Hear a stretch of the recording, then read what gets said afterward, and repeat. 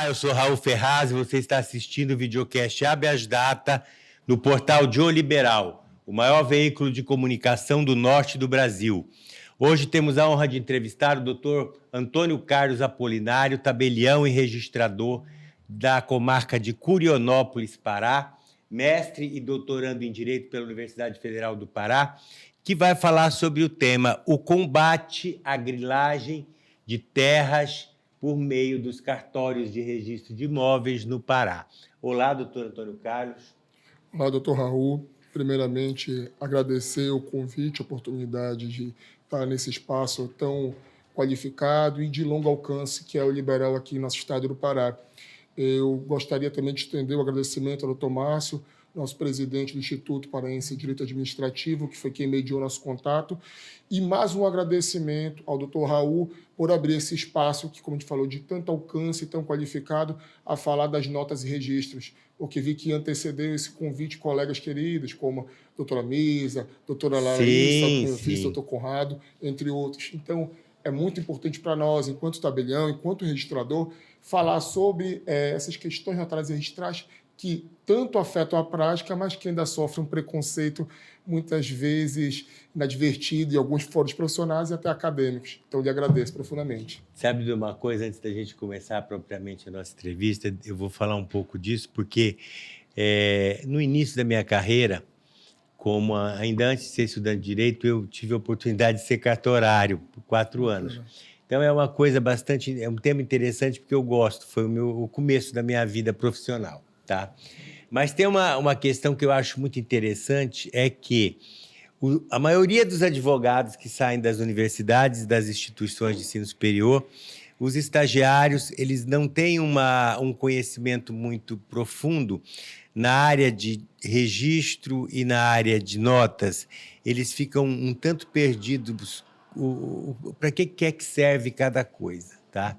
Então, eu acho que toda vez que eu tenho oportunidade de trazer alguém para falar dessa área, eu trago e me sinto muito satisfeito, porque é um tema importante para os advogados e importante para o público em geral, porque às vezes a pessoa perde um bem por falta de um registro, por falta de uma documentação, por confiar sem ter documento. Então, eu acho que é sempre interessante, tá, falar das questões notariais e registrais.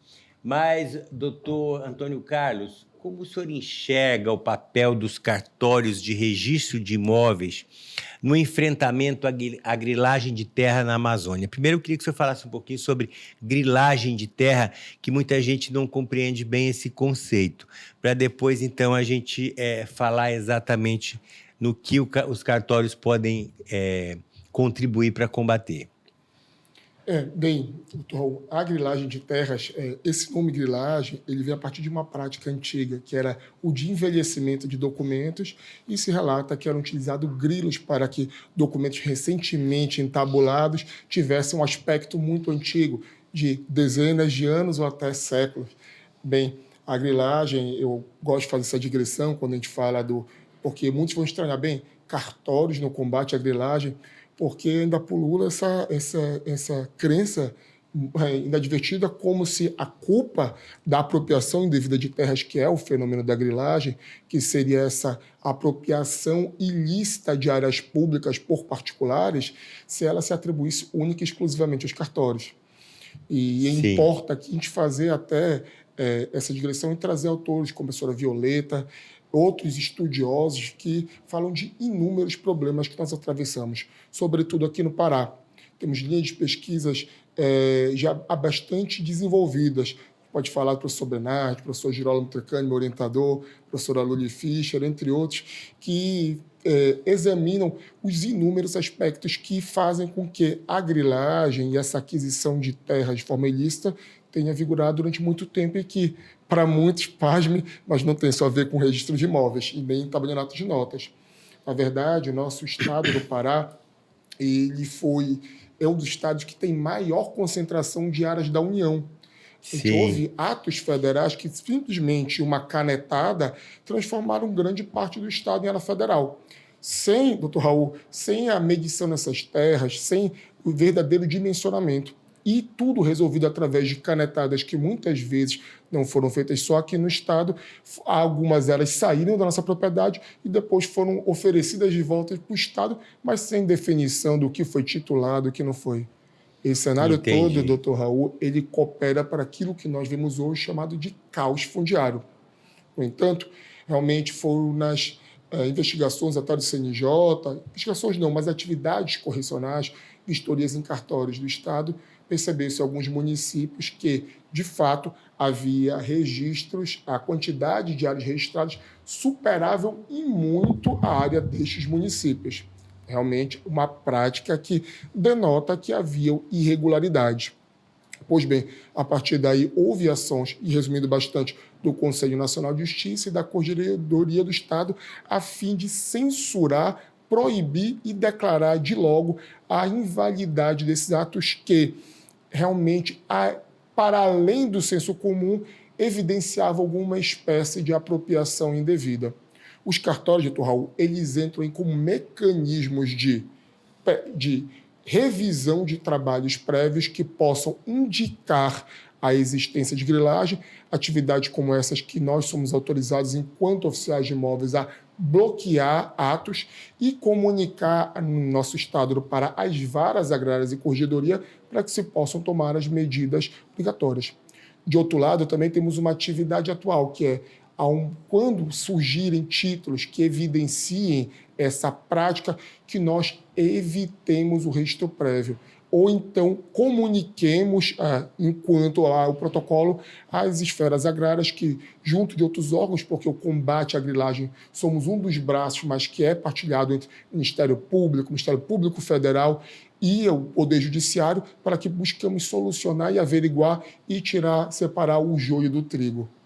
Realmente é bastante complexo, né? Porque eu já tive a oportunidade de trabalhar em algumas ações onde você começa a investigar a origem daquela matrícula, você acaba saindo, assim, caindo num beco sem saída, porque aí fica aquela dúvida, mas será que de quem era, de onde veio, né?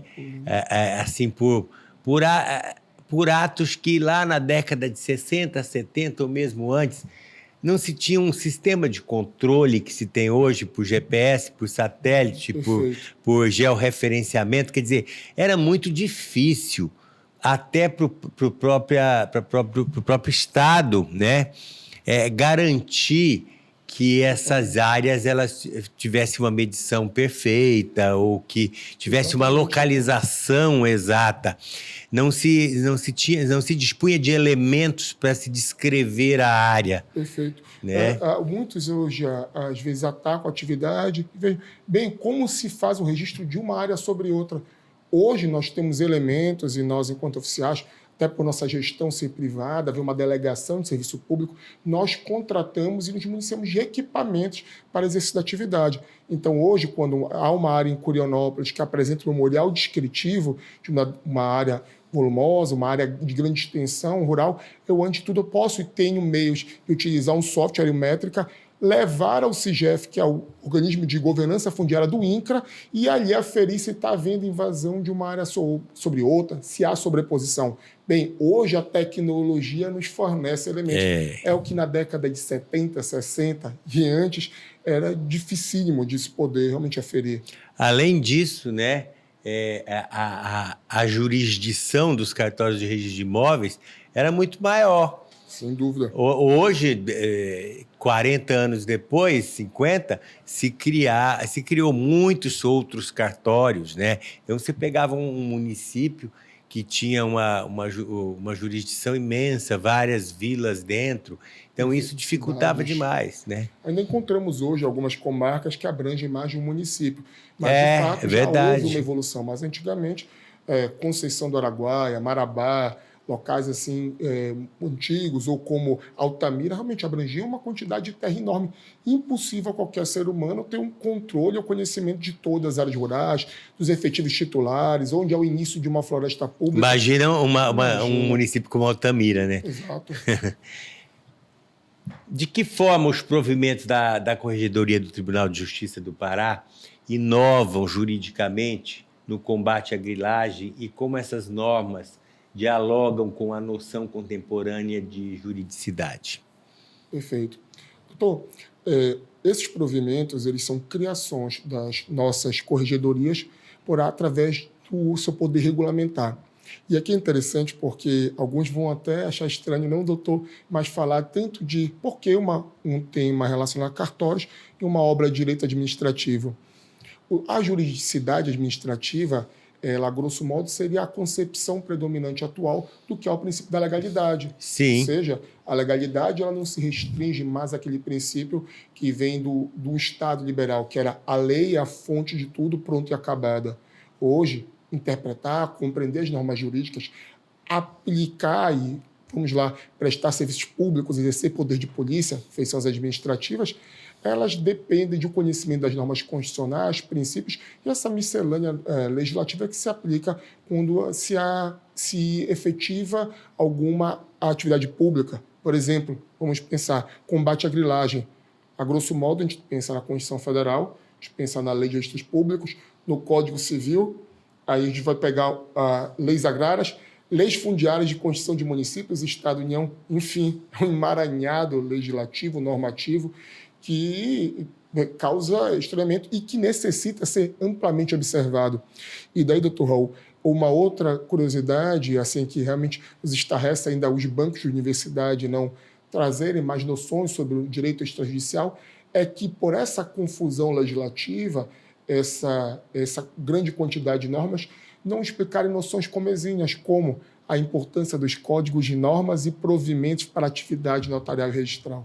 Isso. Todo aquele que se dedica ao direito notarial e registral, ele deve, antes de tudo, conhecer as normas editadas pelas corregedorias e pelo Conselho Nacional de Justiça.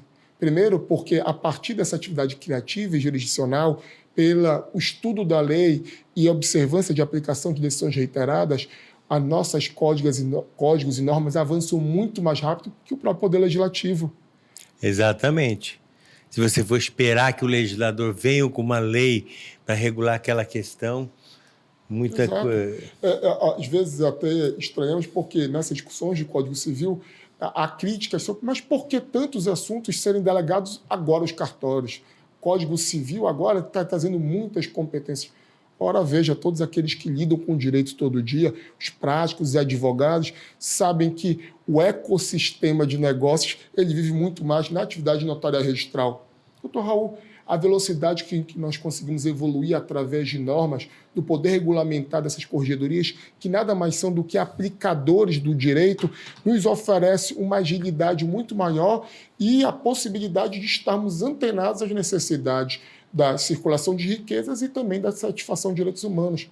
Ora, nós vemos a Só tem que ir para o judiciário aquilo que não tem uma solução entre as partes. Doutor, o que for amigável tem que ser resolvido no cartório e acabou. Exatamente. Eu sempre pensei isso. E muitos antes de nós. Francesco Carnelucci, um dos maiores processualistas da Itália, altamente influente no direito processual brasileiro, costumava dizer, quanto mais notários, menos juízes. Mas aqui adaptamos que não seriam menos juízes, até porque hoje faltam até magistrados, mas podemos dizer que mais juízes fazendo atividade de juiz, ou seja, intervindo em lides, em contraposição de interesses, causas complexas, direitos Exatamente. Difusos, enfim, exercendo a jurisdição para aquilo que ela existe e não, às vezes, para tutelar direitos patrimoniais, questões que são amigáveis, que não há contradição nenhuma. Enfim, muito mais interessante os balcões, as salas, o atendimento, às vezes até online, de nós, notários e registradores, junto a advogados e interessados, clientes, do que as pessoas terem que se dirigir ao judiciário e muitas vezes tirar um magistrado, sobretudo no interior, que tem questões como réu preso, ações de improbidade administrativa e tantas outras que fundamentais para o município Exatamente. Para discutir um inventário onde as partes já têm a pré-definição da divisão dos bens. Uma outra coisa que nunca coube muito bem na minha cabeça, fugindo um pouco do tema, mas nessa mesma linha de raciocínio, se duas pessoas maiores e capazes podiam ir ao cartório perante o tabelião e casar, por que depois eles não podiam ir lá perante esse mesmo tabelião e divorciar? Não é verdade? Perfeito, doutor. Enfim, tá aí. Acho que ainda vem muito de uma crença de... sim, influência religiosa. E de notários e registradores como profissionais do direito que não estariam preparados ou qualificados. Uma noção muito do cartório como algo não acessível, como um braço, quem sabe... Não, mas a questão do divórcio, era tão simples como o do casamento.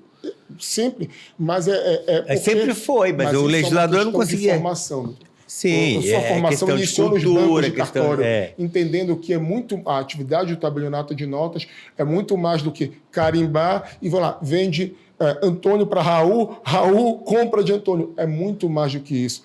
Quem cresce, sobretudo no tabelionato de notas, sabe que muitas vezes a satisfação entre as partes é um diálogo mediado entre interessados, advogado e tabelião.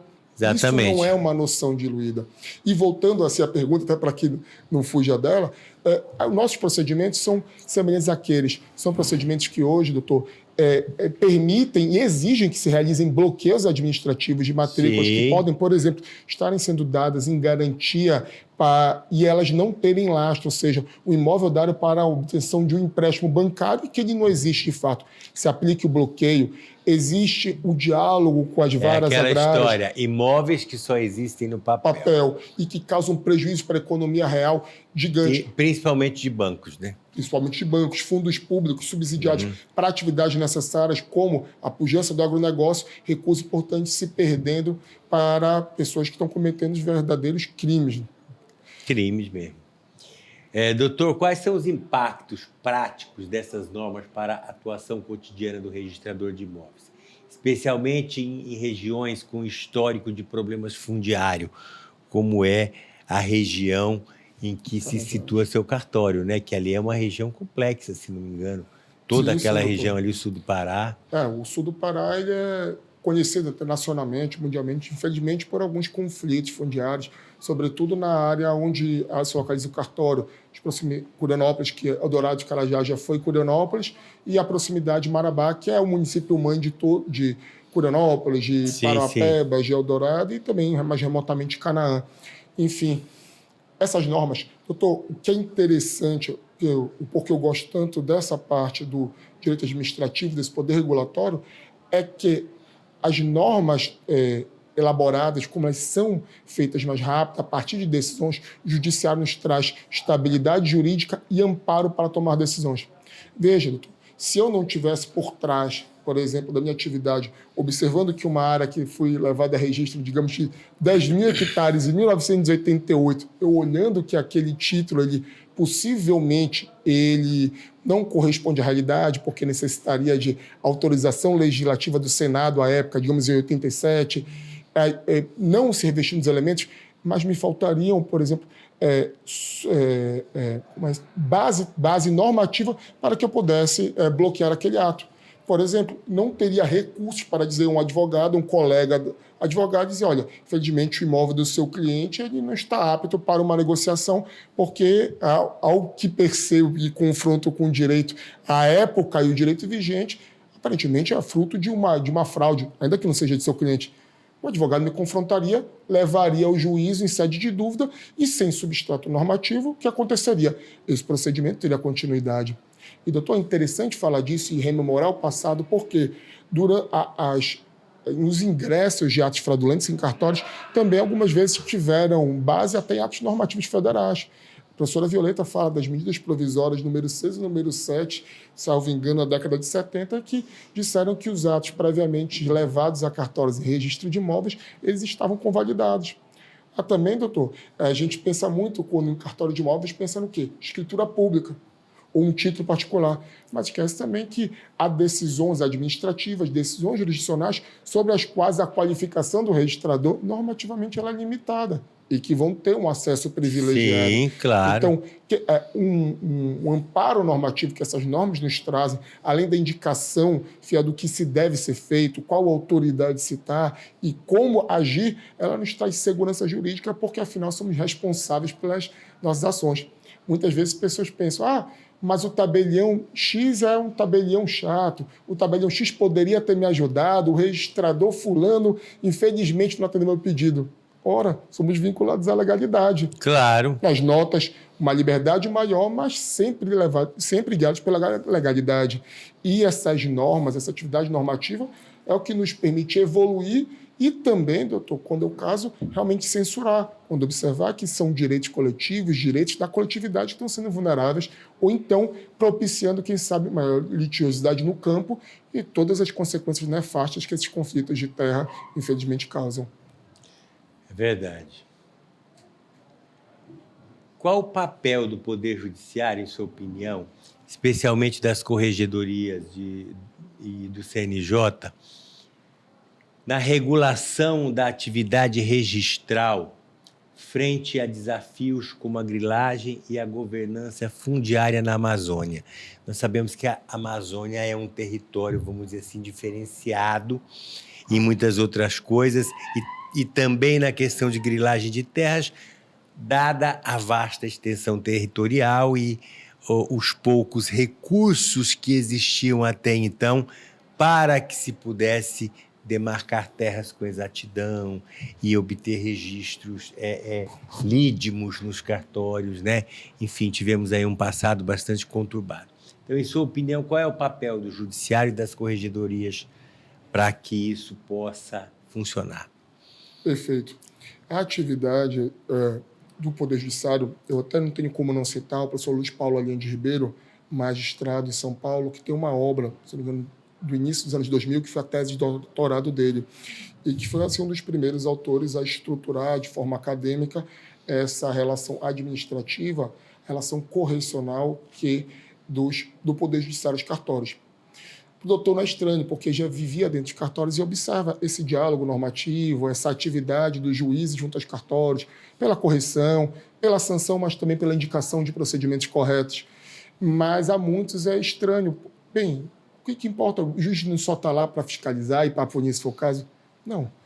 Cada vez mais, até cumprimento o trabalho da Corregedoria Paraense, que tem tomado cada vez mais essa atitude de promover e de indicar procedimentos corretos, de dialogar antes de reprimir e apresentar condutas a serem traçadas. Atividades normativas como resoluções, provimentos, inserções nos códigos de normas, trazem a estabilidade de condutas aos notários e registradores. O doutor colocou, quando a gente fala de governança fundiária, ou do tema mais estrito, já para mim, para a governança, mas a administração de terras, a gente está falando de uma miscelânea normativa. Estamos falando de direito constitucional, administrativo, tributário, rural, direito agrário, e quando a gente vai chegando nas áreas periurbanas e urbanas, direito urbanístico, direito civil, direito fundiário, enfim, há leis em demasia e normas aplicáveis. E que sim, doutor, todas têm que ser aplicáveis em determinadas políticas. Quando a gente está falando de governança, doutor, a gente está falando, além do combate à grilagem, que é um dos pontos também de regularização fundiária. Outro tema que passa pelos cartórios. E até falar, doutor, até pela feliz coincidência, semana que vem está correndo a Semana do Solo Seguro no estado do Pará e haverá titulações de terras, salvo engano, em Canaã, Parauapebas e conosco em Curionópolis até no dia 12. Vão estar lá membros do Poder Judiciário Paraense, nosso corregedor, a Corregedoria Geral de Justiça, não sei se membro do CNJ, mas vamos estar titulando algumas centenas de títulos em regulação fundiária urbana e rural do município. Muitos até títulos gratuitos, que é uma feição interessante a nossa atividade, que sempre é vista, não, vou para o cartório não faz nada. Bem, a regularização rural e urbana, além, lógico, dos municípios, dos órgãos de terras, ela passa pelos cartórios e nós vamos ter a felicidade de entregar só nesse semestre algumas centenas de títulos urbanos para inúmeras famílias de lá em Curionópolis. Então, como a gente observa, na governança a gente pode falar por alto de combate à grilagem, gestão de recursos naturais, regulação fundiária, enfim, uma infinidade de leis, e o Poder Judiciário ele age e tem agido, elogia-se, como um parceiro, trazendo estabilidade por meio de normas, porque temos que ter normas para guiar a ação e para nos respaldar, tanto em oposição ou conversas com municípios interessados, e também nos dando segurança jurídica para fazer qualificações em titulações que são feitas em massa, para que nós não tenhamos receio de futuramente sermos censurados por algo que foi tomado. Então, assim, a atitude do Poder Judiciário, essa regulação, essa normatização, ela é uma via principal e depois já correlato o poder de censura, o poder de indicação e de diálogo com os responsáveis das notas e registros. Doutor, o senhor defende que o registro de imóveis deve ser funcionalizado à promoção da função social da propriedade? Como isso transforma a compreensão tradicional do direito registral brasileiro, por exemplo? Doutor, sobre o que nós falávamos, regularização fundiária urbana e rural. Somos um país, doutor, falamos sempre dos dados amazônicos, em que impera a informalidade urbana, imóveis sem registro. Mas, doutor, segundo estudos do Banco Mundial, a realidade brasileira, mesmo em regiões do Sudeste, ao menos por volta de 2014, 2015, também era majoritariamente irregular. A regularidade, e se nós passamos para o meio urbano, ela não reside só em imóveis que às vezes têm pouco acesso à infraestrutura urbana, mas ela também existe em condomínios de luxo, doutor. Ela existe em imóveis de altíssimo valor que às vezes não ingressam no registro de imóveis e possuem sua circulação limitada, dificultam a atividade da prefeitura em fiscalização e arrecadação de tributos. Enfim, há inúmeras aplicações. Falar de realização da função social da propriedade, seja ela urbana ou rural, é falar da sua possibilidade de regularização. E sim, os cartórios de imóveis têm se mostrado e cada vez mais estão direcionados à realização da função da propriedade rural e urbana, e entre elas, eu acho que a mais visível hoje é a titulação e acesso a direitos reais como a propriedade em áreas informais urbanas, algumas com precariedade urbana de acesso a bens públicos, que a intervenção da prefeitura se faz necessária, mas também como áreas cuja precariedade urbana não é o maior problema, mas o acesso, às vezes, ao mercado formal, doutor. Porque um título de propriedade, doutor, quando ele ingressa no mercado formal, ele vai a registro, ele se torna uma moeda bastante interessante. Existe um economista, doutor peruano, Hernando de Soto, que ele fala muito dessa capacidade de geração da economia através do registro, o que nada mais é lei da oferta e da demanda. Veja, doutor, se o doutor não tem um título registrado em cartório, para quem ele vai poder vender? Dentro da sua esfera de confiança, correto? Quando muito a posse, né? Quando muito a posse. Transmitir a posse. Vai poder ser feito o quê? Pessoas que lhe conhecem, pessoas que podem ir ao seu imóvel, ou seja, na sua cidade, bairro vizinho, máximo município vizinho. Quando o imóvel é registrado, por exemplo, vamos passar aqui por uma COP, temos imóveis, temos uma atividade cada vez mais crescente em Belém, visando o mercado imobiliário. Quando o seu imóvel é levado a registro, ele tem uma matrícula, você tem um ativo que pode ser adquirido tanto pelos moradores de Belém, da região amazônica, como também nos grandes centros econômicos. Está falando de Berlim, Nova York, Xangai, entre outros, porque se torna um ativo cuja circulação ela não tem limites, ela não tem fronteiras. Então, logo, a valorização do seu imóvel é um resultado econômico, é matemática. Com acesso facilitado da internet, qualquer pessoa em qualquer lugar do mundo pode tirar uma certidão. Via ONR. Hoje, as nossas centrais, é porque o nosso campo foi mais voltado ao direito administrativo, a falar do combate à grilagem, importantíssimo, mas é interessante falar também como a nossa atividade lá no Evolui normativamente, nos permite conferir, como serviço público, atualidade tecnológica.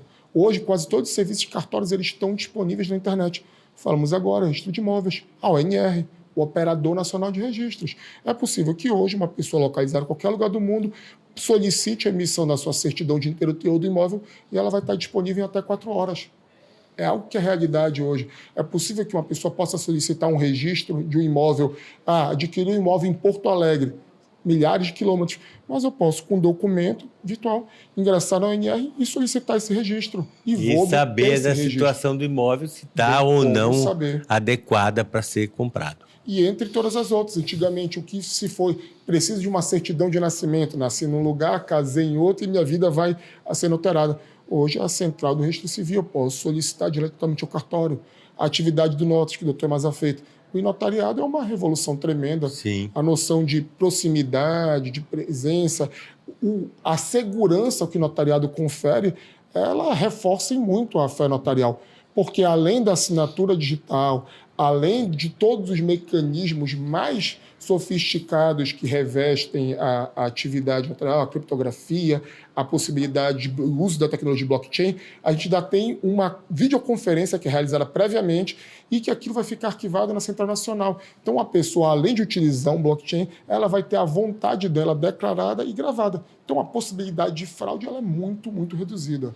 Então nós podemos até afirmar que toda essa tecnologia a serviço dos cartórios, a serviço do comprador, a serviço do proprietário, ele é uma forma de se combater a grilhagem, né? Que antigamente era muito mais fácil você fabricar documento, você produzir documento que não era legítimo, ou documento sobreposto. Hoje em dia, isso já se torna muito mais difícil. A própria CENSEC, a Central Notarial de Serviços Compartilhados, agora em julho, haverá uma ferramenta que vai facilitar a investigação também de procurações e escrituras, porque nem toda escritura ela tem acesso ao registro. E quando uma escritura ela é de alienação de posse, ela realmente não vai acessar o registro, mas ela transfere direitos e deveres.